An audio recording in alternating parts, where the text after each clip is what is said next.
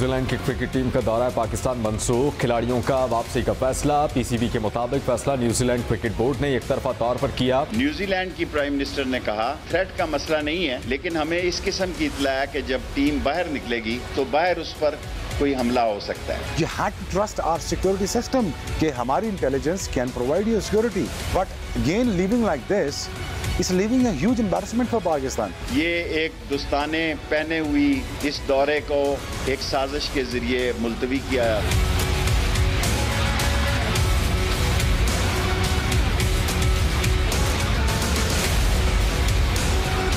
शीन में से नून निकालने वाले और नून में से शीन निकालने वाले या मीम निकालने वाले, ये उनकी अपनी चीखें निकल गई। मरियम को पूरा राइट है कि वो अपनी जो पॉलिटिक्स करे। मियां साहब का और मेरा जो बयानिया है उसका बोझ उठाना हर किसी के बस की बात नहीं है। मुझे उनके पाँव भी पकड़ने पड़े फॉर द नेशनल इंटरेस्ट, मैं ये करूँगा because it is my national duty.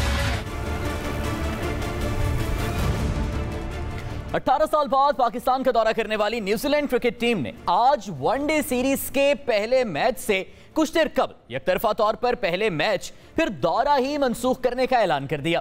बज़ाहिर सिक्योरिटी को बुनियाद बनाकर न्यूजीलैंड क्रिकेट टीम की जानिब से यह फैसला किया गया है, जहां एक जानिब दुनिया भर से नामवर खिलाड़ी न्यूजीलैंड क्रिकेट टीम के इस एकतरफा फैसले की मजम्मत करते हुए इसे क्रिकेट की शिकस्त करार दे रहे हैं, वहीं आने वाले 24 से 48 घंटे इंग्लैंड क्रिकेट टीम के दौरे पाकिस्तान के हतमी फैसले के हवाले से भी बहुत अहम है। आखिर बकौल वफाकी वज़ीर दाखिला शेख रशीद अहमद दस्ताने पहने हुए कौन से वो हाथ हैं जो पाकिस्तान में बैनुल अक़वामी क्रिकेट की बहाली नहीं चाहते, ये एक सवाल है। प्रोग्राम पाकिस्तान का सवाल में खुशामदीद, मैं हूं सादुल हसन। आज के प्रोग्राम में जिस बुनियादी सवाल पर सबसे पहले हम अपने मेहमानों से बात करेंगे उस सवाल पर एक नजर डाल लेते हैं। हमारा सवाल यह है कि मैच से चंद मिनट पहले न्यूजीलैंड क्रिकेट बोर्ड ने एकतरफा तौर पर पाकिस्तान का दौरा खत्म कर दिया। दौरा खत्म करने की असल वजह क्या बनी, इस पर बात करेंगे। हमारे साथ मौजूद हैं सेनेटर फैसल जावेद साहब। सर बहुत बहुत शुक्रिया वक्त देने के लिए। बहुत शुक्रिया। सर जब से पाकिस्तान आए हैं न्यूजीलैंड क्रिकेट टीम इसी सिक्योरिटी सूरत हाल में हमारी टीम्स के साथ ग्राउंड में प्रैक्टिस कर रहे हैं, आज अचानक क्या हो गया? जी आप बिल्कुल ठीक कह रहे हैं। और आज मैं भी क्रिकेट ग्राउंड गया और मुझे 4 जगह से गुजरना पड़ा, स्कैन किया, मेरी तलाशी ली, बावजूद इसके कि जानते थे, लेकिन फिर भी मैंने कहा ज़बरदस्त आपने ये करना है। और स्कैन किया, मेरा जो कोविड वैक्सीनेशन सर्टिफिकेट है उसका नंबर कुछ ऐप पे एंटर किया, आईडी कार्ड नंबर एंटर किया, फिर मैं आगे गया, फिर उन्होंने चेक किया, मेरे पास जो पास था वो चेक किया, जो टिकट था वो चेक किया, करते करते 4 जगह से होके स्टेडियम के अंदर पहुंचा। अच्छा अब देखें वो, अच्छा सिक्योरिटी वाले भी वापसी पे मुझे बता रहे थे कि न्यूजीलैंड की टीम आई हुई है और वहाँ पे प्रैक्टिस भी करती रही रावलपिंडी के। बिल्कुल इससे पहले न्यूजीलैंड की सिक्योरिटी टीम आई, उसने तमाम तर चीज़ों का जायजा लिया और उन्होंने कहा तसल्ली बख्श है, ज़बरदस्त है, सिक्योरिटी सेटिस्फैक्ट्री, वो उन्होंने उसको डिक्लेयर किया। और उसके बाद न्यूजीलैंड टीम आती है और अचानक ही टॉस से पहले ये फैसला करते हैं कि और एक तरफा खुद ही कर लेते हैं। अब आप मुझे ये बताएं कि पाकिस्तान में जो आज हालात हैं, जिस तरह से पाकिस्तान की सिक्योरिटी सिचुएशन आज है, इतनी ज़बरदस्त है कि पाकिस्तान में अभी इन 2-3 सालों के अंदर रिसेंटली साउथ अफ्रीका पाकिस्तान आई, वेस्ट इंडीज़ पाकिस्तान आई, जिम्बाब्वे पाकिस्तान आई, श्रीलंका पाकिस्तान आई, एमसीसी की क्रिकेट टीम जो इंटरनेशनल वो पाकिस्तान आई, बांग्लादेश पाकिस्तान आई, और साथ में हमने पीएसएल पूरा पाकिस्तान में, इंटरनेशनल प्लेयर्स, इंटरनेशनल प्रोडक्शन के लोग, कमेंटेटर्स, फिर मुजफ्फराबाद में कश्मीर प्रीमियर लीग का इनेकाद हुआ, फिर पाकिस्तान जितने भी दुनिया के टॉप के मैगजीन्स हैं टूरिज्म के ऊपर, उन्होंने कहा कि Pakistan is the best tourist destination. जो मुख्तलिफ ममालिक के सवरान मुमलिकत हैं वो पाकिस्तान आए, यूएन के सेक्रेटरी जनरल जब आए तो उन्होंने कहा from terrorism to tourism phenomenal comeback of Pakistan. इस कदर ज़बरदस्त हालात पाकिस्तान के, और दुनिया की टॉप इंटेलिजेंस एजेंसी है पाकिस्तान की, टॉप इंटेलिजेंस एजेंसी ISI, हमारी सिक्योरिटी दुनिया की टॉप की। और वो एक और चीज़ भी यहाँ पे अहम नुक्ता जो सबको कहना चाहिए, बार बार कहना चाहिए, वो ये है कि पाकिस्तान ने दुनिया के अमन के लिए, जो हमारी अफवाज ने जो जंग लड़ी है वो दुनिया की कोई फौज नहीं लड़ सकती थी। किस चीज़ के लिए? दुनिया के अमन के लिए। 80,000 से ज़्यादा हमारे लोगों का जानी नुकसान हुआ, $123 बिलियन हमें माली नुकसान हुआ, लेकिन किस चीज़ के लिए? दुनिया के अमन के लिए। अब जब हमने वो जंग जीती और खित्ते में अमन, दुनिया में अमन के लिए एक पाकिस्तान ने काम किया और पाकिस्तान उस सारी चीज़ से एक बुरे वक्त से निकला। पाकिस्तान में फुल स्केल इंटरनेशनल क्रिकेट भी बहाल हुई, टूरिज्म भी ऊपर जा रहा है। इस बीच कौन चाहेगा कि पाकिस्तान के साथ ये हो? वो चाहेगा भारत। ये है अभिनंदन मिश्रा।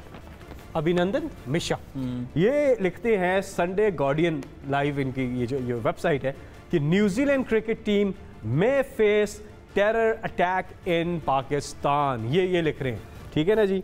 ये पूरा इनका आर्टिकल बिल्कुल छपा हुआ है 21 अगस्त को ये लिखते हैं। तो ये एक फेक न्यूज़ हुई ना। देख लें फेक न्यूज़ का डैमेज क्या होता है। ये भारत हर सतह पे कोशिश करता है कि पाकिस्तान को नुकसान हो, ठीक है। तो इस पूरी चीज़ में ये पस मंज़र हमें सामने रखना चाहिए। लेकिन न्यूजीलैंड का ये जो फैसला है कि बिल्कुल एक तरफा फैसला, ठीक है। अच्छा फैसला, इसमें हम आपसे भी बात भी करेंगे, शेख रशीद साहब के कमेंट पर भी आपसे हम बात करेंगे। यहाँ पे ज्वाइन किया आकिब जावेद साहब ने, बहुत बहुत शुक्रिया आकिब साहब वक्त देने के लिए। एक दिन पहले तक तो न्यूजीलैंड क्रिकेट टीम के कप्तान खुद इत्मीनान का इजहार कर रहे थे सिक्योरिटी सूरत हाल पर। सिक्योरिटी टीम उनकी आई, अभी हमें फैसल जावेद बता रहे हैं कि वो स्टेडियम गए तो 4 मुख्तलिफ लेयर्स से उन्हें गुजरना पड़ा सिक्योरिटी के लिए।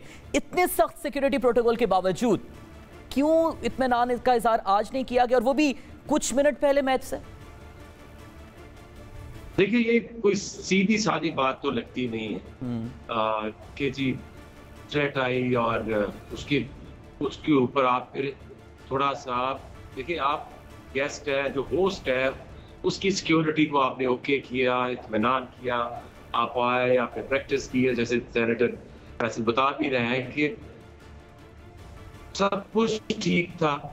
अब जब हमारे जो इंटीरियर मिनिस्टर कह रहे हैं कि कोई हमें थ्रेट का पता नहीं चला, हम ट्रेस नहीं कर पाए, और जो हमारी एजेंसीज हैं वो कह रही हैं कि कोई इसका कोई हिंट तक नहीं है, तो ये खुद से कैसे क्रिएट करके आप खुद ही फैसला कर लो। और उसके ऊपर देखो, पाकिस्तान जितनी उनको श्योरिटी दे सकता था, प्राइम मिनिस्टर ऑफ पाकिस्तान ने कहाँ से दूसरे मुल्क में इतने बिजी स्केड्यूल से न्यूजीलैंड के प्राइम मिनिस्टर को फोन किया, उनको श्योरिटी दी।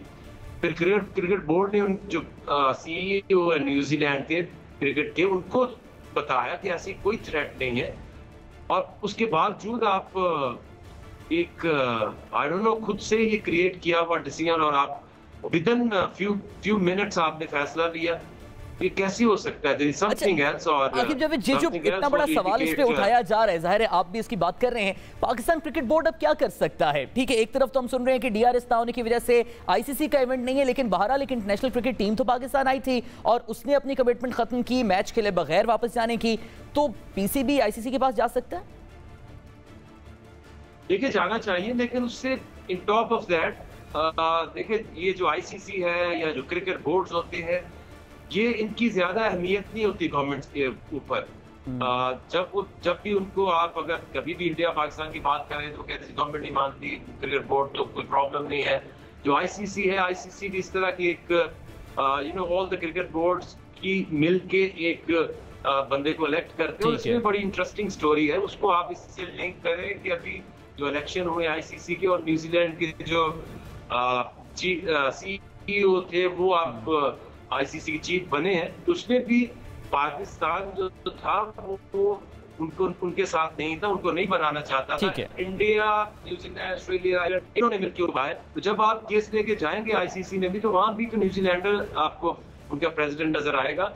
ये आपको करना पड़ेगा, इसकी पूरी तहकीकात। बिल्कुल ठीक है, PCB की जानिब से तो इसकी तहकीकात कराई जानी चाहिए। गवर्नमेंट क्या इस हवाले से कुछ करेगी, इस पे फैसल भाई आपसे बात कर लेते हैं। ठीक है, PCB के हवाले से तो आकिब जावेद साहब बता रहे हैं, बतौर गवर्नमेंट क्या आप प्रोटेस्ट करेंगे किसी फोरम पर, क्या होगा? बिल्कुल, देखिए 2 प्लेटफॉर्म्स है। एक तो आकिब जावेद साहब ने बिल्कुल ठीक कहा, एक तो आपका क्रिकेट का प्लेटफॉर्म है, PCB इस मामले को टेकअप करेगा ICC के साथ, ये तो फैसला हो चुका है, और ICC के साथ टेकअप करेगा क्रिकेट के प्लेटफॉर्म पे।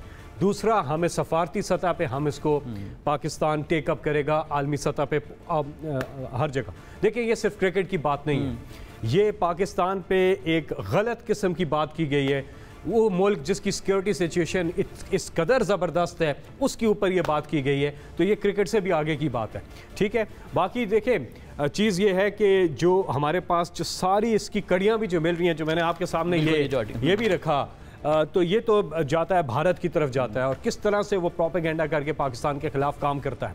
तो पाकिस्तान इस मामले को उठाएगा, दोनों सतहों पे उठाएगा, क्रिकेट की सतह पे भी उठाएगा आईसीसी के साथ, और सफारती सतह भी पाकिस्तान अपनी पोजीशन इस पे लेगा। अच्छा फैसल भाई, प्राइम मिनिस्टर साहब वो कितने परेशान हैं इस सारी सूरत के लिए, क्योंकि रब्ता हुआ, क्योंकि obviously cricket being a cricketer himself उनके तो दिल के बहुत ज्यादा करीब ही क्रिकेट का ये मामला है, तो देखिए कितनी परेशान करना। बिल्कुल, जिस तरह आकिब भाई ने कहा कि वज़ीर आज़म ने ना वहाँ से फ़ोन किया और बावर करवाया, यकीन दिलवाया कि पाकिस्तान की एश्योरेंस दी सिक्योरिटी की, और एक्स्ट्रा ऑर्डिनरी सिक्योरिटी दी गई है न्यूजीलैंड की क्रिकेट टीम को, ठीक है ना, और ये वो खुद न्यूजीलैंड के क्रिकेटर्स भी कह सकते हैं। और दूसरी चीज़, इस कदर फुल प्रूफ सिक्योरिटी दी गई, और साथ ही में ये अस खुद फैसला कर लेना जी, और यहाँ पे जो हम हैं, हमारी इंटेलिजेंस एजेंसीज हैं, सब हैं, यहाँ पर कोई रिपोर्ट ऐसी नहीं है, कोई ऐसा अलर्ट नहीं है, तो वहाँ पे कैसे हो गया? ये एक मज़ाइका खेज सी बात है, ना समझ में आने वाली बात है, बियॉन्ड अंडरस्टैंडिंग है ये बात। तो इसलिए इस मामले को भरपूर तरीके से उठाया फैसल भाई, यहाँ पर एक कॉमन सेंस की बात भी है ना कि बिलफर्ज अगर हम उनकी इंटेलिजेंस एजेंसी की बात माने भी कि पाकिस्तान में कोई सिक्योरिटी थ्रेट थे, तो पाकिस्तान खुद क्यों रिस्क लेगा फिर इंटरनेशनल टीम को पाकिस्तान में रखने के लिए? जी हाँ, और फिर बात करें, आप काउंटर चेक करें ना उसको, आप खुद से फैसला कर रहे हैं, तो ये बिल्कुल गलत चीज़ हुई है। लेकिन एक बात मैं बताऊं, इससे आप देखिएगा इंशाल्लाह हमारी क्रिकेट को नुकसान नहीं पहुंचेगा। क्रिकेट पाकिस्तान में होगी, इंग्लैंड ने पाकिस्तान आना है, वेस्ट इंडीज़ ने पाकिस्तान आना है, आगे और भी स्केड्यूल में हैं, टीमें पाकिस्तान आएंगी, PSL भी पाकिस्तान में हो रहा है आने वाला, तो पाकिस्तान में क्रिकेट तो रहेगी। पाकिस्तानियों को अपने जज्बे नहीं छोड़ने, क्योंकि हमारी कौम वो कौम है जिसने इतना मुश्किल वक्त काट लिया, जो पीछे तो बहुत मुश्किल टाइम था हमारा, उससे हम निकले। ये तो छोटी मोटी चीजें हैं, ये भी हल हो जाएंगी, ठीक है। लेकिन हमारे सारे कमेंटेटर्स को, सारे प्रेजेंटर्स को, सारे मीडिया वालों को पाकिस्तान के केस को बड़ा स्ट्रांगली दुनिया के सामने पेश करना है। इस वक्त तो हम मुत्तहिद हैं भी इस सारे मामले पर, और यकीन पाकिस्तानी कौम इस मामले से भी बहादुरी से डील कर लेगी। इंग्लैंड टीम के दौरे का आपने जिक्र किया, आकिब साहब आप बहुत बेहतर समझते हैं इंग्लैंड क्रिकेट टीम को भी और इंग्लैंड क्रिकेट बोर्ड को भी, वो क्या फैसला आपके नजदीक सारी सूरत हाल में करेंगे? अगले 24 से 48 घंटे बड़े अहम हैं उनके किसी हतमी फैसले के हवाले से। देखिए, उनके सिक्योरिटी ऑफिसर भी वही हैं जो अभी न्यूजीलैंड के थे, तो अभी इनके ऊपर प्रेशर डालना बड़ा जरूरी है, उनको पुश करें कि where are the threats, you have to prove it, उनको प्रेशर डालें। और क्रिकेट बोर्ड जो है वो भी इंग्लिश क्रिकेट बोर्ड से बात करे कि ये हमें, देखिए क्लियरली हमें अभी तक बताया नहीं गया, और हमारी जो एजेंसीज हैं, इंटीरियर मिनिस्ट्री है, वो सवाल पूछ रही है, हमको भी कोई ऐसी कॉन्क्रीट चीज नहीं बताया जा रही। लेकिन मैं समझता हूँ कि अगर कुछ और प्रॉब्लम होती है तो हम 2009 में जो नुकसान लोगों ने पहुंचाया वो भी तो साजिश थी, तो अब जो साजिश कर रहे हैं, तो मेरा तो यही होगा, जो चेयरमैन PCB हैं रमीज राजा साहब, और जो फ्रेंचाइजीज हैं, इनके मुंह के ऊपर एक तमाचा मार सकते हैं कि आप एग्जीबिशन जो PSL की टीम है उनके मैचेस कराएं, क्योंकि पाकिस्तानी टीम को जो ये जो प्रिपरेशन थी T20 वर्ल्ड कप के लिए, उसके लिए सेक्रीफाइस करना पड़ेगा। अगर इंग्लैंड नहीं आती तो पाकिस्तान बगैर कोई प्रिपरेशन के वर्ल्ड कप में जाएगा। तो अगर फ्रेंचाइजीज और PCB एक वीक का 10 दिन का एग्जीबिशन कराते हैं और उधर ही कराए पिंडी स्टेडियम में, बिल्कुल फ्रेंचाइजीज अपने फॉरेन प्लेयर्स को ले आएंगे और दिखाएंगे लोगों को कि ये कौन सी प्रॉब्लम थी और ये कैसे मुमकिन है कि आप बगैर किसी श्योरिटी के आप एक तरह का फैसला करके पाकिस्तान को बदनाम करने की कोशिश करें। नहीं, ये बड़ी एक रीजनेबल अच्छी प्रोपोजिशन है जो आकिब साहब ने पेश की है। जी हाँ, अभी थोड़ी देर पहले ब्रिटिश हाई कमिश्नर का मैसेज भी आया है, उन्हें looking forward to the series against England, तो ये अच्छी चीज़ है। आकिब भाई का आइडिया बहुत ज़बरदस्त है, बहुत ही आला है। उन्होंने कहा पिंडी स्टेडियम तैयार है, आज मैं गया हूँ, बड़ी तैयार है, स्टेडियम तैयार है, सारी चीज़ें तैयार हैं, और अगर मिनी PSL हो जाता है इससे, उसमें इंटरनेशनल प्लेयर्स तो आएंगे। देख रहे डैरेन सेमी का भी बयान आपने सुना है, बिल्कुल इंटरनेशल प्लेयर्स भी बयान दे रहे हैं, इवन न्यूजीलैंड के अपने पुराने प्लेयर्स ने बयान देने शुरू कर दिए। तो रमीज राजा से हमें ये फायदा भी है, क्योंकि रमीज राजा के एक तो सब प्लेयर्स के साथ भी है और पूरी दुनिया में कमेंट्री भी करते रहे हैं, तो जानते भी हैं, तो ये इनेकाद करना इतना मुश्किल नहीं होगा, ठीक है ना, गवर्नमेंट के लिए इतना मुश्किल नहीं होगा इसका इनेकाद करना। आइडिया बहुत जबरदस्त है आकिब भाई, and hats off to Aqib भाई, बिकॉज बहुत हमेशा से अच्छे आइडियाज दिए और ये तो बहुत कमाल के आकिब भाई, जबरदस्त। अच्छा फैसल भाई, आज शेख साहब ने भी दस्ताने पहने हाथों का जिक्र किया है, ठीक है। अब आप हम सब जानते हैं हमेशा से इंडिया पाकिस्तान में क्रिकेट प्रमोट करने के खिलाफ रहा है, ये दस्ताने पहने हाथ कैटेगोरिकली इंडिया के? देखें, मैंने तो आते साथ आपके सामने चीजें भी रखी हैं, तो शेख साहब ने बिल्कुल ठीक बात की है। देखिए आज से नहीं है ये, आकिब जावेद जानते हो इंडिया के खिलाफ सबसे अच्छी बॉलिंग ही करते थे, इन्होंने तो वर्ल्ड रिकॉर्ड भी बनाया था इंडिया के खिलाफ, और इंडिया के खिलाफ हमेशा आकिब जावेद की बॉलिंग जो है वो ज़बरदस्त होती थी। तो ये जानते हैं कि शुरू से इंडिया क्रिकेट के प्लेटफॉर्म पे पाकिस्तान के अगेंस्ट काम करता रहा है, क्योंकि एक फोरम है क्रिकेट का जो पाकिस्तान की जो इंटरनेशनल जो मैसेज जाते हैं, जो चीज़ें जाती हैं, वो क्रिकेट बहुत बड़ा प्लेटफॉर्म है, और वो ऐसे ही लेजेंड्स की वजह से है। 92 की वर्ल्ड कप टीम जब फाइनल जीती, और एक क्रिकेट कप पाकिस्तान में जो है उसके बाद 10 साल तक हमने देखा जो कि, और उस बीच भी हमने देखा कि किस तरह से जो हिंदुस्तान है वो उसको तकलीफ होती रही, और आज फिर एक बार दोबारा उसको ये तकलीफ है कि पाकिस्तान में इंटरनेशनल क्रिकेट फुल स्केल बहाल हो गई है। तो इस पे सबसे ज़्यादा तकलीफ तो हिंदुस्तान को ही है, तो डेफिनेटली इसके पीछे कहीं ना कहीं वही लगे हुए हैं, लेकिन हमारे हौसले जो हैं वो तो बुलंद हैं, और इंशाल्लाह हमारे यहाँ क्रिकेट भी जारी रहेगी, और अगर ये वाला जो काम है ये हो जाए तो कमाल ही हो जाएगा। देखिए क्रिकेट टीम की तैयारी और उससे वो चीज़ अलग है, लेकिन जो बात ये कर रहे हैं ना, इससे जो मैसेज जाना है ना वो बहुत स्ट्रांग मैसेज होना है, इसमें कोई शक नहीं। आकिब भाई आपसे भी एग्जैक्टली यही सवाल करेंगे जो अभी फैसल साहब से किया है कि भारत ही रिवायती तौर पे हमेशा ये चाहता रहे कि पाकिस्तान में क्रिकेट प्रमोट ना हो, और उसकी तमाम तर साजिशों के बावजूद अल्हम्दुलिल्लाह हम कामयाब रहे हैं क्रिकेट को पाकिस्तान में वापस लाने में। आज जो पेशरफ्त हुई है अफसोसनाक न्यूजीलैंड की जानिब से, कैटेगोरिकली भारत ही जिम्मेदार है। देखिए 2009 में अगर आप देखें तो और कौन हो सकता है, क्योंकि हमारी ग्रोथ से, हमारी तरक्की से किसको प्रॉब्लम हो सकती है? इंडिया को ही हमेशा हुई है और उसी को होती है। और जिस तरह से अगर आप देखें जो 1-2 दिन से अभी सुबह से जो इंडिया में प्रोपेगेंडास हो रहे हैं, वो ये जाहिर करते हैं कि वो पिछले जो 2 हफ्ते से जो चीज़ें जिस तरह से चेंज हुई अफगानिस्तान में, ये वही इस्लामाबाद एक सेफ हैवन था जिसने पूरी दुनिया के डिप्लोमेट्स वहाँ से उठाए, पाकिस्तान लाए और यहाँ से पूरी दुनिया में उनको महफूज भेजा। तो ये 15 दिन में क्या हो गया इस्लामाबाद में, हो गया और लोगों को थ्रेट्स आनी शुरू हो गई। तो आई थिंक केपीएल ने जिस तरह से उन्होंने बदतमीजी करने की कोशिश की है, सो आई थिंक स्टैंड जो है वो चले 2009-10-11 वाला माहौल नहीं है। अब यहाँ पाकिस्तान में सब कुछ ठीक है, एवरीथिंग इज इन कंट्रोल, बहुत जबरदस्त यहाँ पे पीस है, अमन है, इन कंट्रोल है। तो एग्रेसिवली इसका जवाब देना बहुत जरूरी है। ठीक हो गया। अच्छा फैसल भाई, आखिर में आपसे ये जानना चाहेंगे कि अब इंग्लैंड, ऑब्वियसली दौरा इंग्लैंड भी बहुत इंपॉर्टेंट है, और जैसे कि 24 से 48 घंटे बहुत अहम है। गवर्नमेंट की जानिब से क्या इंग्लैंड जो रिस्पॉन्सिबल्स हैं, जो गवर्नमेंट है, उनसे रब्ता किया जाएगा, उन्हें तसल्ली दी जाएगी? अभी जो उनको ऑफिशियल है यहाँ पे क्रिस्टियन टर्नर, उनकी तरफ से बड़ी ज़बरदस्त स्टेटमेंट आई है। उन्होंने कहा we are looking forward to the series, you know, अच्छी बात है। और आए अभी इंग्लैंड की क्रिकेट टीम आई है पीछे, आकिब भाई वहीं पे थे, मैं भी था, आकिब भाई और हम इकट्ठे थे, हमने वहाँ पे इनके लिए डिनर जो होस्ट किया था एम्बेसी ने, तो मैं और आकिब भाई वहाँ थे। वहाँ एमसीसी के वो ज़्यादा इंग्लिश प्लेयर्स थे, उसमें लाहौर में आए थे, लाहौर में मैचेस खेले थे, और इस पूरी जो इंटरनेशनल क्रिकेट बहाली है उसमें इंग्लैंड के लड़के आ चुके हैं, PSL में भी आ चुके हैं, तो प्रॉब्लम कोई नहीं है। और ये अच्छा, एक अच्छी स्टेटमेंट आई क्रिस्टियन टर्नर की, और हम खुद उनको वेलकम भी करते हैं। बोरिस जॉनसन तो खुद भी फैन रह चुके हैं, खान साहब के हैं वो, हम कहते हैं थोड़ा और जल्दी आ जाएं और जल्दी आ जाएं।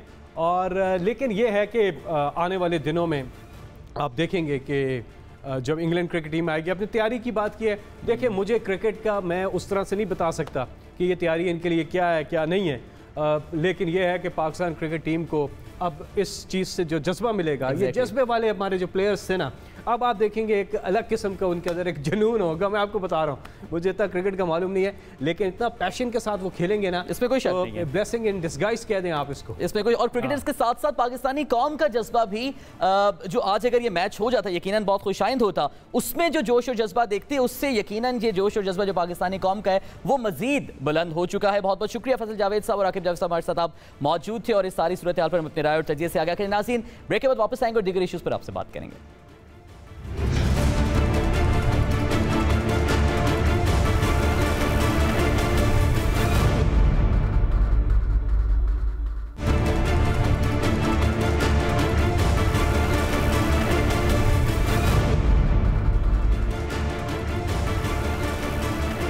Welcome back to the show नाज़रीन। दहशतगर्दी के खिलाफ जंग में अमेरिका के फ्रंटलाइन इत्तेहादी होने की हैसियत से पाकिस्तान ने अपने जवानों और शहरियों की जानों के साथ साथ अमनो अमान की बिगड़ती सूरत हाल की शक्ल में लातादाद कुर्बानियां दी हैं। अमेरिका तो अफगानिस्तान से निकल गया, लेकिन पाकिस्तान ने यहां भी जिम्मेदारी का सबूत देते हुए गैर मुल्की शहरियों के इनखला और इंसानी हमदर्दी की बुनियादों पर अफगान शहरियों की मदद करके इंसानी हुकूक के आलमी चैंपियंस के दावों को भी खोखला साबित कर दिया है। जहां एक जानिब पूरी दुनिया पाकिस्तान की काविशों को सराह रही है, वहीं अमेरिका कभी पाकिस्तान पर एतमाद तो कभी सवाल करता हुआ नजर आ रहा है। ब्रेक के बाद प्रोग्राम के इस सेगमेंट में हम जिस अहम सवाल पर अपने मौजूद मेहमान से बात करेंगे उस पर एक नजर डाल देते हैं। हमारा सवाल यह है कि 20 साल इत्तेहादी रहने के बाद अमेरिका का पाकिस्तान से ताल्लुकात का असर नौ जायजा लेने का फैसला, आखिर अमेरिका पाकिस्तान से क्या चाहता है? इस पर बात करने के लिए हमारे साथ मौजूद हैं जाहिद हुसैन साहब, सीनियर तजज़ियाकार हैं, मुसन्निफ हैं, अमेरिका की सियासत और पाकिस्तान अमेरिका ताल्लुकात पर भी काफ़ी गहरी नज़र रखते हैं। सर बहुत बहुत शुक्रिया हमें वक्त देने के लिए। सबसे पहले तो सर ये बताइएगा कि अमेरिका किस कंफ्यूजन का शिकार है? कभी अमेरिका की जानिब से सराहा जाता है पाकिस्तान की काविशों को, कभी ये कहा जाता है कि अमेरिका पाकिस्तान के साथ ताल्लुकात का असर नौ जायजा लेगा। किस कंफ्यूजन का शिकार है अमेरिका? देखिए, कंफ्यूजन का शिकार नहीं है अमेरिका। इस वक्त जो है, जो अफगानिस्तान में जंग के जो निकलना पड़ा है, एक लिहाज से शिकस्त हुई है, उसके बाद अमेरिका के अंदर खुद बहुत ज्यादा तनकीद हो रही है कि क्या हुआ 20 साल के अरसे में एक सुपर पावर जो है वो वहाँ पे नाकाम होकर वापस आया है। तो ये यकीनी तौर पे इस चीज़ का असर जो है वहाँ पे जब डिबेट हो रही होती है तो यकीन या इसके वोटिंग भी शुरू हो जाती है और ये कहा जाता है कि उसकी जिम्मेदारी शायद पाकिस्तान पे है। लेकिन असल में यही है कि जो कुछ वहाँ पे तनकीद जिस किस्म की हो रही है उसके असर में यही बात आती है। ये अभी पहले की बात नहीं है, कई दफा ऐसी बात नहीं हो रही है कि अमेरिका में कुछ हलकों की तरफ से ये बात की जा रही है कि पाकिस्तान काबिल एतमाद जो है हलीफ नहीं रहा है। इससे पहले भी हम ये सुनते रहे थे। पिछले 20 साल में अगर देखा जाए तो पाकिस्तान और अमेरिका का जो इत्तेहाद बन के आया था पोस्ट 9/11 में, उसमें इसी किस्म की झोल हमें नजर आते थे। एक वक्त वो होता था जहाँ पे हमारे दरमियान बहुत ज़्यादा कोऑपरेशन नजर आता था अलकायदा के लिहाज से, लेकिन ऐसे वक्त भी आए थे जहाँ पे हमारे ताल्लुकात बहुत ज़्यादा कशीदा भी हो गए थे। तो ये पाकिस्तान और अमेरिका के ताल्लुकात की नौयत रही है जो कि 20 साल। अब जो है जब जंग खत्म हुई है, जंग इस तरह से खत्म हुई है कि अमेरिका की फौजें वहाँ से वापस आ गई हैं, तो यकीनी तौर पे ये बात उनके वहाँ पे शुरू हुई है कि पाकिस्तान के ताल्लुकात की नौयत क्या होगी। ठीक है, उनका हक पहुँचता है कि रीसेट करें। इसी तरह से पाकिस्तान को भी जो है अपने नेशनल इंटरेस्ट में अपनी पॉलिसी को तरतीब देना चाहिए। बात यह है कि जो है जो भी ताल्लुकात होते हैं किसी ममालिक के दरमियान, वो दोनों के जो है जो बाहमी एक लिहाज से इंटरेस्ट होते हैं उसकी बुनियाद उसकी होती है। तो अगर कोई मुल्क ये सोचता है कि इत्तेहाद की बुनियाद सिर्फ ये होनी चाहिए कि दूसरा मुल्क जो है वो हालांकि छोटा मुल्क है, लेकिन ये कि वो सिर्फ उसकी नेशनल सिक्योरिटी के जो तकाजे हैं उसको पूरा करने का जरिया हो, वो मुमकिन नहीं हो सकती है। अच्छा जाहिद साहब हमारे साथ ही रहेगा, इस पर हम आपसे मजीद बात भी करेंगे। मैं यहाँ पर ज्वाइन किया अमेरिका से ताहिर जावेद साहब ने, डेमोक्रेट हैं और ऑब्वियसली अमरीकी सियासत पर गहरी नज़र भी रखते हैं और इन तमाम मामलात पर बेहतरीन तज्जिया भी पेश करेंगे। ताहिर साहब, अमरीका कैटेगोरिकली पाकिस्तान से क्या चाहता है? अब अमेरिका कह रहा है कि पाकिस्तान के साथ ताल्लुकात पर नजर सानी भी करेंगे, असर नौ जायजा भी लिया जाएगा। क्या उम्मीदें अमेरिका को पाकिस्तान से? अब देखें जी, एज फार एज अफगानिस्तान की जो सिचुएशन के ऊपर आप देख रहे हैं, ये चीज़ें नेगोशिएशन शुरू हुई 19 के अंदर फरवरी से। पाकिस्तान में ने इसके अंदर एक अच्छा रोल प्ले किया और तालिबान के साथ उनको राज़ी भी किया और उनके साथ मामलात को आगे भी बढ़ाया। तो ये सारी चीज़ें अच्छी चल रही थी, कोई इसमें इशू नहीं था। पाकिस्तान ने वॉर ऑन टेरर के अंदर भी बेशुमार अपने जाने भी गवाई और इंफ्रास्ट्रक्चर भी। I don't see any much of problem in cooperation।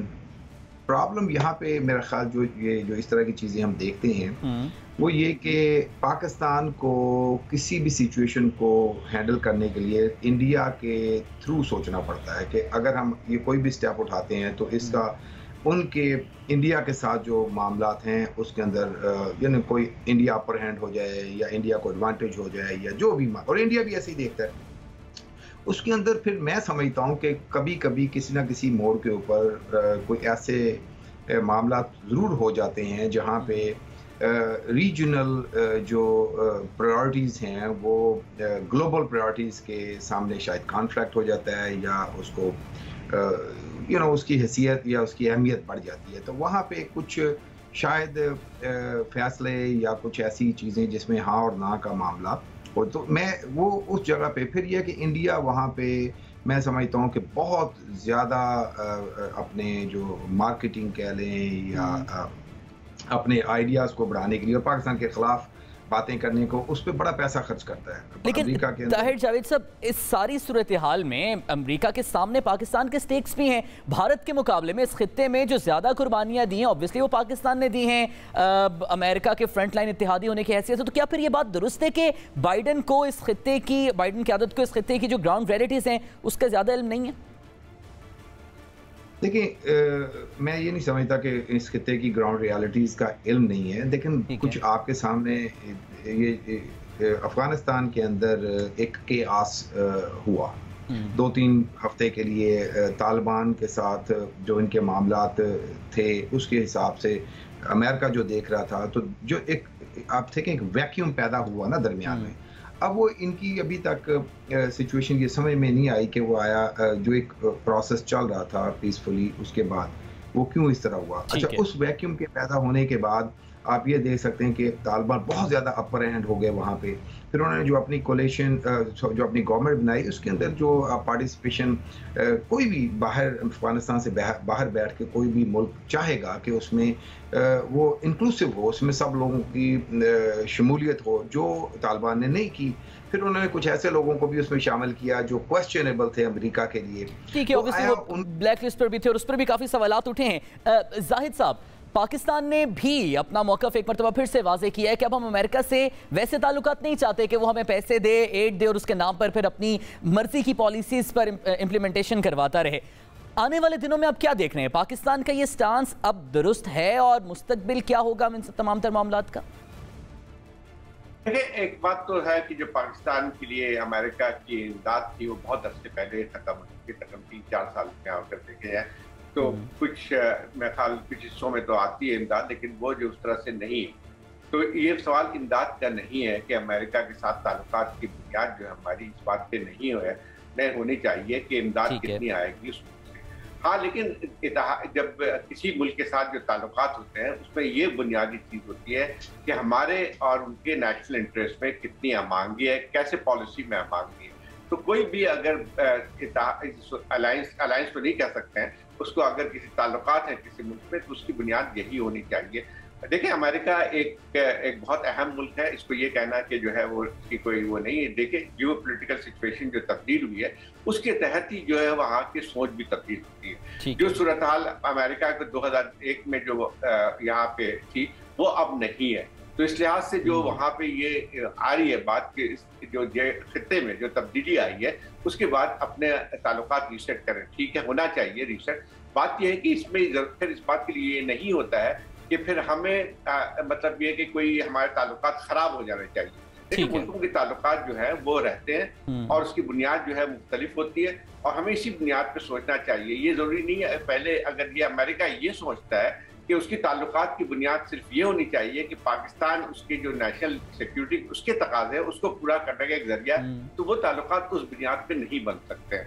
लेकिन जहाँ तक कि एक बड़ी ताकत अमेरिका की है उसके साथ हमारे ताल्लुकात जरूर होने चाहिए, उसकी एक बुनियाद वाज़े होनी चाहिए। रीसेटिंग इसी का नाम होती है। हमारे लिए अमेरिका इसलिए भी वो है कि एक बड़ी ताकत के साथ साथ जो है हमारे साथ जो इसके माशी ताल्लुकात है वो है हमारी सबसे बड़ी एक्सपोर्ट मार्केट वो है, उसकी बुनियाद उसी पे हमें ताल्लुकात भी बनाने चाहिए।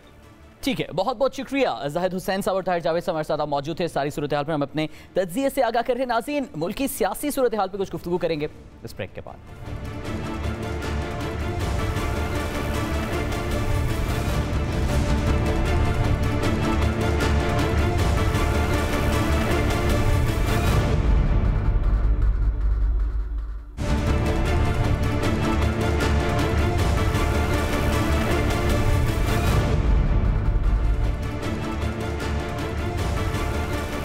वेलकम टू द शो नाज़रीन। अपोजिशन की सबसे बड़ी सियासी जमात पाकिस्तान मुस्लिम लीग नवाज में इख्तिलाफात की खबरें एक बार फिर जोर पकड़ रही हैं। जमात का बयानिया मुफाहमत है या मुज़ाहमत? क्या पार्टी सदर की अहम इजलासों में अदम शिरकत सिर्फ पार्टी में जमहूरी इख्तलाफात की वजह से है या मामला कुछ और है?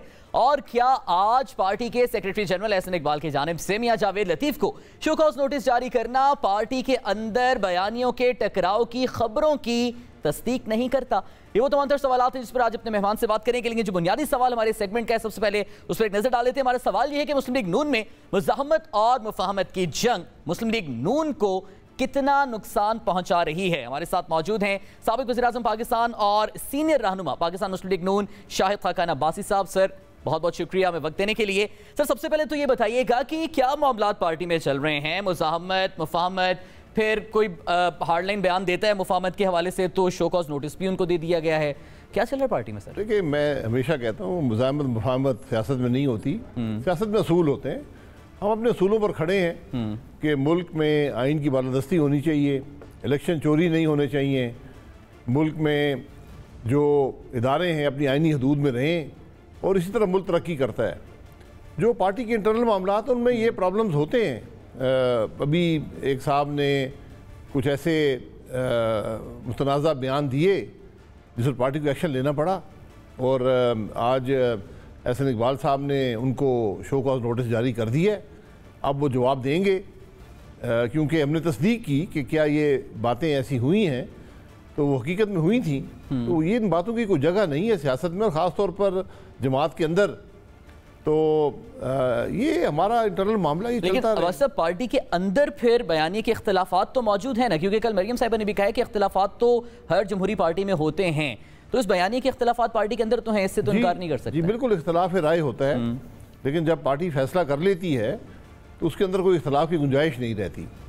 तो जब भी कोई मुशावरत होती है जिस इशू पर होती है उसमें हर एक आदमी राय बयान करता है, उसमें इख्तलाफ भी होता है और बाद में एक फैसला हो जाता है और वही पार्टी का बयानिया होता है। लेकिन जो कुछ इतलात थी, अब ज़ाहिर है आप बतौर पार्टी के सीनियर रहनुमा इनकी तस्दीक तरदीद भी कर सकते हैं कि मियां जावेद लतीफ़ साहब ही के इसी इंटरव्यू की वजह से शहबाज शरीफ साहब को भी इख्तलाफात थे और शायद यही वजह थी कि वो हम इजलासों में नहीं आए थे और अब शो कॉज नोटिस भी उन्हीं के कहने पर जारी किया गया। नहीं, ऐसी कोई बात नहीं है। शो कॉज नोटिस पार्टी का सेक्रेटरी जनरल जारी करता है और वो हालात की तस्दीक कर कर, ये शिकायत आई थी TV प्रोग्राम्स पर भी ये बात हुई कि इन साहब ने कोई बात की है तो उस पर उन्होंने एक्शन ले लिया है।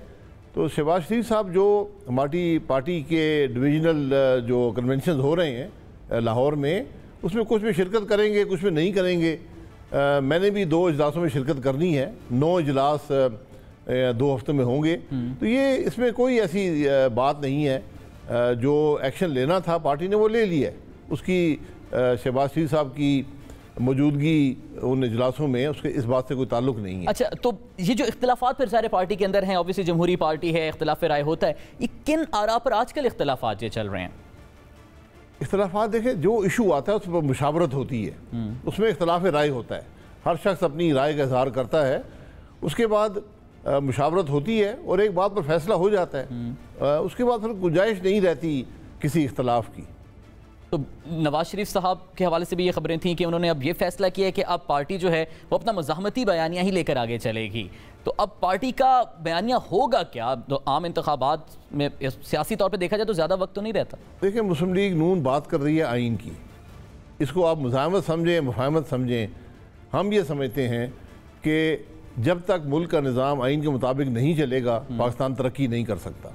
हमने हर किस्म का निज़ाम अपना लिया है, हमने हर एक्सपेरिमेंट कर लिया है, मार्शाल्लाह भी रहे हैं, ये हाइब्रिड गवर्नमेंट भी आई है, इलेक्शन भी चोरी हुए हैं, इनसे कुछ नहीं मिला मुल्क को। तो हम ये कहते हैं कि मुल्क का निज़ाम आइन के मुताबिक चले, इलेक्शन चोरी ना हो, आवाम की राय का एहतराम हो और इदारे अपनी आइनी हदूद में रहकर काम करें। सब पार्टी का अगर बयानिया ऑब्वियसली आइन का है, इससे मुफाहमत कहें, मुज़ाहमत आपके मुताबिक, तो जो इख्तलाफात फिर पार्टी में जमहूरी तौर पर होते हैं और जो तबका इख्तलाफ करता है वो फिर क्या इस बात से इख्तलाफ करता है कि आइन की सुप्रीमेसी नहीं होनी चाहिए? नहीं, मैं कह रहा हूँ इख्तलाफ है नहीं ना, उनको उस बात को बयान करने का तरीका उनका अपना होता है। उसको ये इख्तलाफ राय हमेशा मौजूद रहता है कि किस तरह आइन के मामले को हम इम्प्लीमेंट करें या उसको पब्लिक में लेकर जाएं, इस पर इख्तलाफ राय रहता है। उसके अंदर कोई और इख्तलाफ नहीं है। मियां जावेद लतीफ़ साहब ने बयान दिया है, बात वो भी पार्टी के बयानिए की कर रहे हैं, लेकिन उसको बयान करने का तरीका मुख्तलिफ था उनका। देखिए, पार्टी के बयानिए पर तनकीद करना, बात करना, अपनी राय देना, ये उनका हक है, लेकिन किसी पार्टी के ओहदेदार पर, पार्टी के सीनियर लीडर्स पर, पार्टी के सदर पर इल्ज़ाम लगाना, उनके बारे में कोई ऐसी बात करना, ये काबिल कबूल नहीं है। अच्छा, और जो पाकिस्तान मुस्लिम लीग नवाज को, और ऑब्वियसली हमेशा से आपका भी और पार्टी का मौक़िफ़ रहा कि इलेक्शन चोरी होते हैं, अब इलेक्शन चोरी रोकने के लिए गवर्नमेंट EVM लाने की बात करती है, इस्लाहात लाने की बात करती है इलेक्शन में, उस पर आप गवर्नमेंट के साथ बैठते नहीं हैं? बिल्कुल हम बैठने को तैयार हैं। बता दें कि इससे इलेक्शन चोरी होगा या इलेक्शन में चोरी रुकेगी। हम तो ये समझते हैं कि ये तो इलेक्शन की चोरी का एक नई सहूलत कार होगा ये निज़ाम, और उसको इलेक्शन कमीशन ने 37 नुकात लगाकर मुस्तरद कर दिया है। अब और ज़बरदस्ती आप इम्प्लीमेंट करना चाहते हैं, आप वो कर सकते नहीं हैं, क्योंकि जिन लोगों की आइनी जिम्मेदारी इलेक्शन करवाने की जिस इदारे की है, वो कह रहा है कि जनाब ये इस तरह नहीं चलता जो आपने ये निज़ाम बनाया है। तो जो अब उसमें मैं क्या कर सकता हूँ? आपके जो EVM पर इख्तलाफात हैं वो वही हैं तहफ़्फ़ुज़ात जो इलेक्शन कमीशन ऑफ पाकिस्तान के, उससे भी बढ़कर हैं। हम ये कहते हैं कि इस मुल्क में मामला EVM का नहीं है, मामला इलेक्ट्रॉनिक वोटिंग का नहीं है। दुनिया में 8 मुल्क 165 के 170 में से इलेक्ट्रॉनिक वोटिंग इस्तेमाल करते हैं, और वो कई अशरे के तजर्बे के बाद वो वहाँ पर पहुँचे हैं। बहुत से ममालिक ने अपना कर छोड़ दिया है। ठीक है, हमारे मुल्क में मसला इलेक्शन की चोरी का है, हमें उस मसले को हल करना है। उसके बाद अब इलेक्ट्रॉनिक वोटिंग करा लें, आप कागज़ की वोटिंग करा लें, आप वोटिंग करा लें, जो मर्ज़ी करवाना चाहें, उस निज़ाम को मुरतब किया जा सकता है। अभी भी कानून के अंदर मौजूद है कि इलेक्ट्रॉनिक वोटिंग EVM जो है इसको कैसे इम्प्लीमेंट किया जाएगा, उसको अपना लें। इसमें ये मशीनें रोज़ हर वज़ीर जो आता है नई मशीन उठा के ले आता है। मशीन तो मैं भी आपको इससे बेहतर बना दूंगा, मशीन की बात नहीं है, बात निज़ाम की है। और सबसे बढ़कर बात तौर पर आपको मशीन के इस्तेमाल से कोई इख्तिलाफ नहीं है अपोजिशन को? नहीं, इख्तिलाफ है ना। आपने पिछली दफ़ा, मैं सबसे बुनियादी जो बात कर रहा हूँ कि यहाँ इलेक्शन चोरी होते हैं। आपने पिछली दफ़ा पूरे इलेक्शन के निज़ाम में एक हिस्सा इलेक्ट्रॉनिक था, जो रिकॉर्ड ट्रांसफ़र सिस्टम था, वहीं पर सारी चोरी हुई। तो अब मुझे आप कहते हैं कि नहीं वो चोरी हो गई, अब जो पोलिंग स्टेशन के अंदर भी चोरी का हमें मौका दें कि हम इलेक्ट्रॉनिक कर दें, का सबूत ही कोई ना मिले, क्योंकि हमें क्या पता है मशीन ने तो यही दिया है। और आप ज़रा वो नुकात 37 नुकात पढ़ लें जो इलेक्शन कमीशन ने दिए हैं, उससे हकीकत सामने आ जाएगी। अब्बास साहब, वैसे उसूली तौर पर ठीक है, अगर एक लम्हे को हम ये भूल जाए कि गवर्नमेंट लेकर आ रही है EVM या ECP, उस पर क्या कह रहा है, क्या बतौर अपोजिशन की सबसे बड़ी जमात आप इलेक्ट्रॉनिक वोटिंग के हक में हैं या उसकी मुखालिफत में? इलेक्ट्रॉनिक वोटिंग के हक में उस वक्त होंगे जब उसको तमाम स्टेक होल्डर कबूल करेंगे, जब मुल्क में इलेक्शन चोरी होना बंद हो जाएगा। आज अवाम जो हैं वो आप बाहर जाएं, सर्वे करें, हर शख्स आपको कहेगा इलेक्शन चोरी होते हैं। मैं वोट कुछ और डालता हूँ, निकलता कुछ और है, रिजल्ट कुछ और आता है। अब इलेक्ट्रॉनिक में तो कोई सबूत ही नहीं रहेगा, क्योंकि ये मशीन है, मशीन बता रही है जी ये वोट पड़ गए, लोगों ने वोट कहाँ डाला है, किसी को उसका सबूत नहीं होगा। फिर आपको तब्दीलियाँ करनी पड़ेंगी कवानीन में कि अपील कैसे होगी, अपील का प्रोसेस कैसे होगा, आप कैसे मामले को आगे चलेंगे। इन सब बातों को एक तरफ छोड़ दें, इनके हल जब आप इम्प्लीमेंट करना शुरू करेंगे 5, 10, 15 साल में हल निकल आएगा। लेकिन असल जो मसला है वो आइन का है कि जिस मुल्क का निज़ाम आइन के मुताबिक नहीं चलता, जहाँ इलेक्शन चोरी होते हैं, और सिर्फ आज के नहीं 1948 से चोरी हो रहे हैं, आपको उस मामले को रोकने की ज़रूरत है, उस पर बहस करने की ज़रूरत है। यहाँ रोज़ मशीनें उठा के आ जाते हैं। गवर्नमेंट तो अब्बासी साहब फिर बड़ी कॉन्फिडेंट है, और बल्कि वज़ीद भी है कि अगला इलेक्शन जो है वो EVM के थ्रू करेंगे, मुश्तरका सेशन भी बुलाने का उन्होंने फैसला किया हुआ है। तो अगर ऐसा होता है तो आपका क्या लाहे अमल होगा अपोजिशन का? मेरे ख्याल है हुकूमत आइन पढ़ ले तो उसको ज़रा वहाँ से रहनुमाई मिल जाएगी कि इलेक्शन करवाता कौन है। इलेक्शन हुकूमत नहीं करवाती माजरत से। तो जिन लोगों ने आइन भी ना देखा हो, जो सारा दिन जो बाइडन के फ़ोन का इंतज़ार करते रहते हो, उन्होंने क्या तो ये जिस इदारे ने इलेक्शन कराना है उसको तो गवर्नमेंट ऑलरेडी आपका हेडक्वार्टर करार दे चुकी है। किसको जी? इलेक्शन कमीशन ऑफ पाकिस्तान को, ऑपोजिशन का हेडक्वार्टर है जी। मैं ये सोच जहाँ होगी ना, मैं वही कह रहा हूँ, जो बाइडन ही बताएगा कि इलेक्ट्रॉनिक वोटिंग मशीन कैसे होती है। लेकिन अब्बासी साहब फिर इदारों पर या फिर इलेक्शन कमीशन पर तनकीद तो माजी में मुस्लिम लीग नून भी करती रही है, और वही काम अभी गवर्नमेंट भी कर रही है। तो नहीं, तनकीद एक बात होती है, धमकी एक बात होती है। तनकीद एक बात, तनकीद जब 20 प्रिजाइडिंग अफसर गायब हो जाए तो तनकीद का हक तो बनता है ना। लेकिन यहाँ पर तो धमकी दे रहे हैं कि आप इलेक्शन कमीशन का जो उसका जो हक है या उसका जो जिम्मेदारी है वो आज हुकूमत के वज़रा उठाए फिरते हैं कि इलेक्शन हम करवाएंगे, फिर आइन बदल लें, फिर इलेक्शन दे दें हुकूमत को, हुकूमत इलेक्शन करवा देगी। जिस तरह बाकी भी उन्होंने काम इस मुल्क की मईशत जिस तरह बेहतर कर दी है, मुल्क के मसाइल हल कर दिए हैं, मुल्क में बेरोज़गारी ख़त्म हो गई है, यहाँ पर महंगाई ख़त्म हो गई है, इसी तरह आपको वो वोटिंग भी करवा मुश्तरका इजलास में अपोजिशन का लाहेमल क्या होगा फिर पार्लियामेंट का? आइन तो चलो गवर्नमेंट पढ़ेगी नहीं पढ़ेगी, मुश्तरका इजलास में इलेक्टोरल रिफॉर्म ट्रेडिशंस हैं इस पार्लियामेंट की कि कमेटी बनती है जॉइंट, वहाँ पर उस कमेटी में हुकूमत की अक्सरियत नहीं होती। पिछले इलेक्टोरल रिफॉर्म 2016-17 में हुए थे, 1.5-2 साल जारी रहे थे, उसमें PTI भी शामिल थी। उस तजर्बे से ज़रा रहनुमाई हासिल कर लें तो उनके लिए आसानी होगी। तो अपोजिशन फिर इस इजलास का बॉयकॉट करेगी या इजलास में? इजलास के बॉयकॉट करने या ना करने फ़र्क नहीं पड़ता, वहाँ पर अददी बरतरी हुकूमत की होती है। अगर आपने ये फैसला किया हुआ है कि हम बदनीयती से ये काम करेंगे तो उसको वहाँ पर रोकना मुमकिन नहीं होता। ये सियासत जो होती है, पार्लियामान जो होता है, ये असूलों पर चलता है, ये अपनी रवायात पर चलता है, ये जो एक स्पिरिट होती है कानून की और आइन की उसके मुताबिक चलता है। आप इसको अपनी बरतरी से अगर चलाएंगे तो ये मामला फेल हो जाता है, ये नाकाम रहता है। इसलिए पहले आइन को पढ़ लें।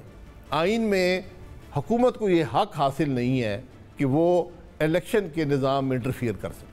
यही अब्बासी साहब आपसे जानना ये चाह रहे थे कि गवर्नमेंट अपनी अददी अक्सरियत पर क्या ये बिल पास करा सकती है इस्लाहात का? जी बिल्कुल करा सकती है, इसमें कोई दो राय करा नहीं। ले बिल फर्स्ट, तो फिर अपोजिशन क्या करेगी? अपोजिशन क्या करेगी? अपोजिशन अदालत में जाएगी।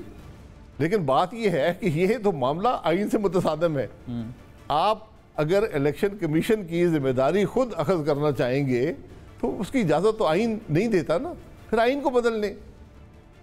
तो इस बिल के खिलाफ फिर जब अपोजिशन इकट्ठी होगी या फिर अदालत का रास्ता भी इख्तियार करेगी तो फिर वो अपोजिशन मुत्तहिदा होगी, उसमें फिर आप लोगों की जानिब से पीपल्स पार्टी के साथ भी इस बिल के खिलाफ तहरीक चलाई जाएगी?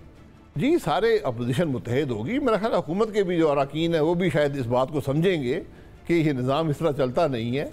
तो मुझे उम्मीद है कि इस पार्लियामान में, जो कि एक मफलूज पार्लियामान है, कम से कम कुछ अक्ल आ जाएगी कि इस तरह मामलात मुल्क के चल नहीं सकते। अच्छा भाई साहब, चेयरमैन नैब की जो है मुद्दत है उस हवाले से भी काफ़ी अब मामलात ज़ेर बहस हैं, गवर्नमेंट एक्सटेंड करने की बातें भी हैं, इस पर अपोजिशन का टेक क्या? कानून क्या कहता है, कानून की स्पिरिट क्या है, उसको पढ़ लें। यहाँ ना कोई कानून देखता है ना कानून की स्पिरिट को देखता है। अगर आपको शौक है तो ताहियात बना दें। मुल्क की तो तबाही है। जो नैब इस मुल्क की तबाही कर चुका है, मुल्क के वजीर ख़जाना कह रहा है, मुल्क का वजीर पेट्रोलियम कह रहा है, मुल्क के सेक्रेटरी कह रहे हैं, सारे अदालतों में जाके तमाशा देख लें। आज जितना नुकसान नैब ने मुल्क को पहुँचाया है, इस चेयरमैन ने पहुँचाया है, उसकी कोई मिसाल नहीं है पाकिस्तान की तारीख में। मतलब ये किस दौर में आए थे? और जी चेयरमैन नैब ये जो हमने लगाया था, मैंने लगाया था। मैं इसमें ज़ात की बात नहीं होती, जो वहाँ पर मुशावरत होती है। एक शख्स का नाम आया, सुप्रीम कोर्ट का जज था, वो लग गया, अब उसकी मुद्दत पूरी होगी, अब नए आदमी को ढूंढ लें। 76 साल के आदमी को आपने नैब का चेयरमैन बनाना है? नहीं, तो जब आपने लगाया उस वक्त इनकी कारकर्दगी से मुतमईन थे बाद में, लेकिन अब जब आपके खिलाफ केसेस आ रहे हैं तो ऑब्वियसली मुल्क की तरक्की भी स्टेक पर है और एक्सटेंशन भी नहीं मिलनी चाहिए। मेरे खिलाफ रोज़ केस बना ले, मुझे कोई ज़ाती बात नहीं है, मैं तो मुल्क की बात कर रहा हूँ। हमने तो देखा कि एक शख्स सुप्रीम कोर्ट का जज रहा है, ये एबटाबाद कमीशन, इंक्वायरी कमीशन में भी शायद थे, मिसिंग पर्सन में भी हैं, वही क्वालिफिकेशन देखी जाती है। मैं तो ज़ाती तौर पर उनको नहीं जानता, लेकिन जो 4 साल में उनकी परफॉर्मेंस रही है वो सबके सामने है। और जो मुल्क के हालात हुए हैं, जो मुल्क को नुकसान पहुंचा, उसकी कोई हद ही नहीं है। तो इनकी फिर मुद्दत मुलाज़मत में तौसी पर अपोजिशन मुत्तहिद होगी इनके खिलाफ की बात नहीं है, ये मामला मुशावरत से होता है। वज़ीर आज़म ने और लीडर ऑफ द अपोजिशन ने मुशावरत करनी है, एक शख्स को लगाना है। इनको फिर लगाना है तो उनका नाम फिर भेज दें, ये बड़ा अच्छा आदमी है, इसने अच्छा काम किया, हम भी कहेंगे बहुत अच्छा।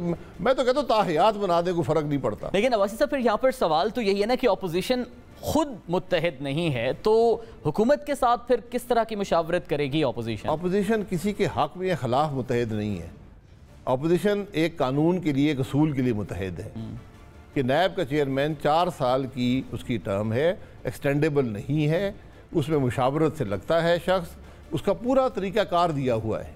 अगर आप अब नियति से कानून को बदल कर अपनी अददी बर्तरी पर एक शख्स के लिए कानून बदलना चाहते हैं तो फिर तारीख आपको माफ़ नहीं करेगी। अच्छा भाई साहब, 2 मामला हैं जिन पर मजीद भी आखिर में आपसे बात करनी है। एक तो कुछ दिन पहले बिलावल भुट्टो साहब ने भी ये बयान दिया था कि एक तो उन्होंने ये कहा कि मौलाना साहब से भी उनको कोई ज़ाती इख्तलाफ नहीं है, PDM से भी कोई ज़ाती इख्तलाफात नहीं है, ऑब्वियसली जो बयानिया है उनका, लेकिन साथ उन्होंने ये भी कहा कि हम नए दरवाजे खोलना चाहते हैं अपोजिशन के साथ मामलात के। तो क्या कुछ इत्तेहाद में शमूलियत के रवाबित हैं उनके, या कोई नया इत्तेहाद बनने जा रहा है? कोई आपसे रब्ता हुआ? मुझे किसी नए इत्तेहाद का इल्म नहीं है। मुल्क में एक पार्लियामेंट्री अपोजिशन है और एक PDM है। PDM को पीपल्स पार्टी और ANP ने खुद छोड़ा था, तो PDM चल रही है, अपना सफ़र तय कर रही है, एक तहरीक है, एक मकसद है और आइन की बात है। बाकी पार्लियामेंट्री अपोजिशन में हम सब इकट्ठे, हर इशू पर इकट्ठे, उसमें मुशावरत भी होती है, सब कुछ होता है। अच्छा, आज भाई साहब एक बड़ा अफसोसनाक वाक़या हुआ। न्यूजीलैंड क्रिकेट टीम ने जो अपने दौरे को ही ख़त्म करने का ऐलान कर दिया, वो भी पहले मैच से कुछ देर पहले सिक्योरिटी मामलात को वजह बना के। उसमें मरियम नवाज़ साहिबा ने गवर्नमेंट पे तनकीद की है कि जी कहा था कि मैं सब पासपोर्ट की इज्जत कराऊंगा। इस पर बहुत तनकीद हो रही है। उन्हें ये करना चाहिए था इस मौके पर, तो सॉलिडेरिटी नहीं दिखानी चाहिए अपोजिशन को भी। सॉलिडेरिटी किस बात से दिखानी है कि आप सिक्योरिटी फराम करने में आप सिक्योरिटी फराम करने में नाकाम हो गए, ये आपकी सिक्योरिटी है? आप यहाँ से 1-1.5 किलोमीटर जाएं, पूरा आधा शहर बंद हुआ है सरीना होटल के सामने आज 5 दिन से, तो आप सिक्योरिटी नहीं दे सके। इसको तशहीर करने की क्या ज़रूरत है? क्यों प्रेस कॉन्फ्रेंसें कर रहे हैं? वो मुल्क मुतमईन नहीं है जो सिक्योरिटी आपने उसको दी है, उनके इस पे तहफ़्फ़ुज़ात हैं, वो नहीं खेलना चाहते। लेकिन अब्बासी साहब, इसमें साजिश का एलिमेंट इग्नोर तो नहीं किया जा सकता। उसी मुल्क के सिक्योरिटी एडवाइज़र यहाँ पर आए, तसल्ली करके गए इंतजामात को देखकर। टीम यहाँ पे कई दिनों से है, प्रैक्टिस के लिए वो ग्राउंड में जा रहे हैं, बिल्कुल मुतमईन हैं। आज 11th आवर पे उन्होंने सिक्योरिटी को सवाल करना था। साजिश किस बात की मेरे भाई? क्रिकेट खेलने वो आए थे, उनको इन्फॉर्मेशन मिली है कि उनकी टीम को यहाँ पर ख़तरा है, उनकी अपने भी सोर्सेज हैं। इस मुल्क में इंटेलिजेंस शेयरिंग होती है, इसमें इसको इशू ना बनाएं, उनकी बात कबूल कर ले। वो यहाँ पर मुतमईन नहीं है जो पर पाकिस्तान में सिक्योरिटी के हालात हैं इस वक्त, वो चले गए हैं। इसकी तशहीर क्यों कर रहे हैं? लेकिन इस पर कभी एक वजीर प्रेस कॉन्फ्रेंस करता है, कभी दूसरा करता है। लेकिन अब्बासी साहब, बतौर एक सीजन और सीनियर सियासतदान, आप ये नहीं समझते कि ये मामला पाकिस्तान के स्टेट का ज़्यादा है बनिस्बत इसके कि गवर्नमेंट पर तनकीद की जाए इस मामले को लेकर? ये पाकिस्तान की स्टेट का नहीं है, ये हुकूमत का फेलियर है जो उनको मुतमईन नहीं कर सकी। वो मुतमईन नहीं है, इसकी तशहीर मत करें। वो चले गए भाई, नहीं खेलना चाहते। जब खिलाड़ी मुतमईन नहीं होगा, वो इधर उधर देखेगा कि मुझे गोली ना मार दे, को बम ना फट जाए, तो फिर क्या उसने खेलना है बेचारे ने? तो इस बात को छोड़े, हर आदमी इस पर लगा हुआ है। नहीं, लेकिन इस पे अगर पाकिस्तान अपना काउंटर नैरेटिव दुनिया को नहीं देता और बिलफर्ज खामोशी इख्तियार करता है, और न्यूजीलैंड की टीम ने जो फैसला किया इस पर भारत की जानिब से खुशी का इजहार किया जा रहा है, दीगर जो पाकिस्तान मुखालिफ ताकतें हैं वो खुश हैं और वो भी यही सवाल कर रही हैं पाकिस्तान के सिक्योरिटी मामलों पर जो अपोजिशन कर रही है। तो सवाल यही है कि पाकिस्तान की तो ये बैनुल-अक़वामी इज्जत का मामला है, इस पर तो अपोजिशन को सियासत नहीं करनी चाहिए। ये इज्जत का मामला है, सिक्योरिटी का मामला है। आप अपनी सिक्योरिटी को बेहतर करें, अपने मुल्क को तहफ़्फ़ुज़ दें। ख़तरात पैदा हो रहे हैं मुल्क के लिए, इस बात को समझें। क्रिकेट टीम तो एक चली गई है ना, आप पाकिस्तान के अवाम को कैसे तहफ़्फ़ुज़ देंगे? ये इसको बड़ा सीरियसली लेना है। इस पर हम सियासत मत खेलें, इसमें इसको इज्जत का मसला मत बनाएं। लेकिन अब्बासी साहब, ये सिक्योरिटी का मामला है। पिछले सालों में आपके दौर में भी जब पाकिस्तान में बैनुल-अक़वामी टीम्स आना शुरू हुई, ऑब्वियसली PSL के मैचेस भी, या बैनुल-अक़वामी प्लेयर्स आना शुरू हुए, सिक्योरिटी की यही सूरत हाल होती थी। रोड्स बंद करनी पड़ती थी, जिस होटल में टीम्स ठहरती थी उसको कॉर्डन ऑफ एरिया को करना पड़ता था, वो सिक्योरिटी प्रोटोकॉल्स तो देने पड़ते थे। आज भी यही हो रहा है। पिछले 3 सालों में भी इंटरनेशनल टीम्स आई हैं, अल्हम्दुलिल्लाह कोई नाखुशगवार वाक़या पाकिस्तान में नहीं हुआ।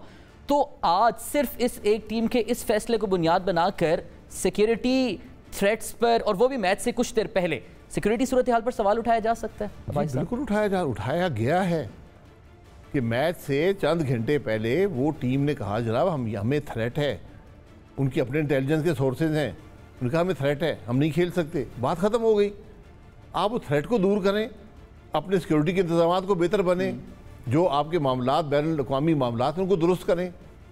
नहीं तो इसमें पाकिस्तान मुखालिफ एजेंडा को इग्नोर किया जा सकता है फिर, क्योंकि आप भी प्राइम मिनिस्टर रहे हैं, इंटेलिजेंस शेयरिंग तो आपके साथ भी होती रही है, तो यकीनन इस तरह के मामलात में एजेंडाज भी तो होते हैं पाकिस्तान मुखालिफ ताकतों के।